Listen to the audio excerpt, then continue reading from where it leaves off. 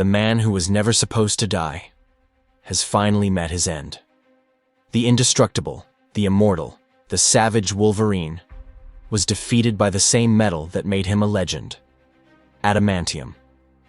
But before dying, Logan did what he always did best. He fought. He fought until his last breath, not for himself, but for all those who could suffer the same fate. It all started when Logan discovered that Dr. Cornelius, the same man involved in the Weapon X project, was back to his old atrocities. He was trying to recreate Wolverine using human guinea pigs to develop improved versions of the original, mutant. Innocent men and women, ready to be turned into killing machines, just for greed and scientific madness. Wounded, exhausted, and no longer with his healing factor working as before, Logan sets off on his final hunt. He invades the laboratory, facilities, eliminating the guards and security soldiers one by one. None of them could stop what was coming. When he reaches the center of the base, he finds the main laboratory.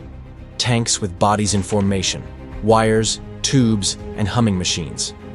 And there he is, Dr. Cornelius, the man who turned him into a weapon, repeating everything all over. Again, Cornelius orders one of his cybernetic soldiers to attack. The enemy, with a body covered in blue energy and superhuman strength, hits Logan squarely. But Wolverine, even wounded, does not beg for mercy. He simply says, with a firm and tired voice, "Just finish this." The soldier approaches, but at the last moment, Logan reacts. With a brutal blow, he turns the game around and destroys the opponent, impaling him with his claws. Amid the wreckage, Logan stares at Cornelius and growls, "Turn off the machines." Cornelius, desperate, tries to continue the process. The red lights start to blink. The system announces, "Adamantium infusion process initiated." Logan realizes that the doctor is going to inject the liquid metal into another test subject, turning yet another victim into a living weapon. He shouts, "No!" and charges at him. Cornelius runs, fleeing through the hallways. Logan chases, him bleeding, his body in tatters, but driven by only one thing: determination. He crosses the laboratory, knocking over tubes and machines. And when he reaches the main chamber, he sees the tank filling with boiling adamantium. In a desperate act, he breaks the glass, trying to interrupt the process, but the metal completely envelops him. The melted adamantium covers every inch of his body. He screams in pain, but does not retreat. Even engulfed by the metal, Logan still finds the strength to rise, now shining in liquid silver, almost unrecognizable. Each movement is a sacrifice. He approaches the test subjects and administers the antidote to them, saving those lives before it was too late. And yet, he continues, going after Cornelius. While the doctor tries to escape through the helipad, he notices a pool of blood on his lab coat. Injured, he stumbles, saying he tried to change the world.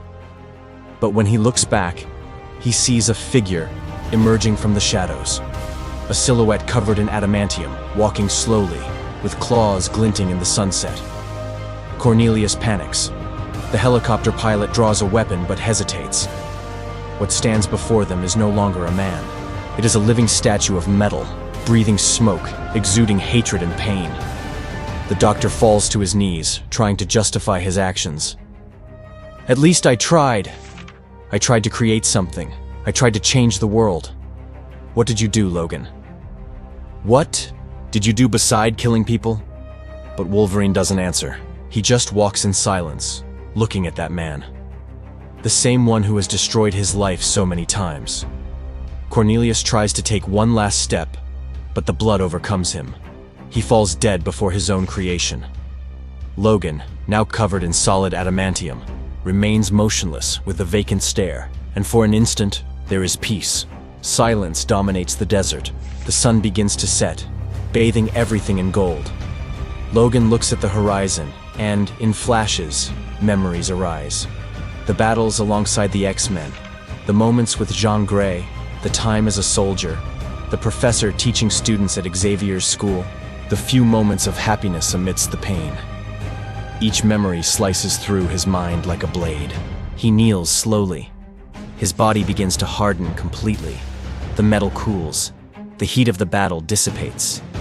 And there, before the sunset, the indestructible Wolverine dies standing, petrified by the same metal that created him.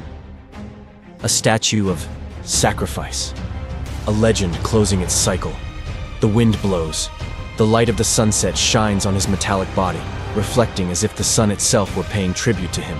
The hero who never stopped fighting finally rests. Wolverine was always more than claws and fury. He was a man trying to find humanity in a world that treated him like a weapon.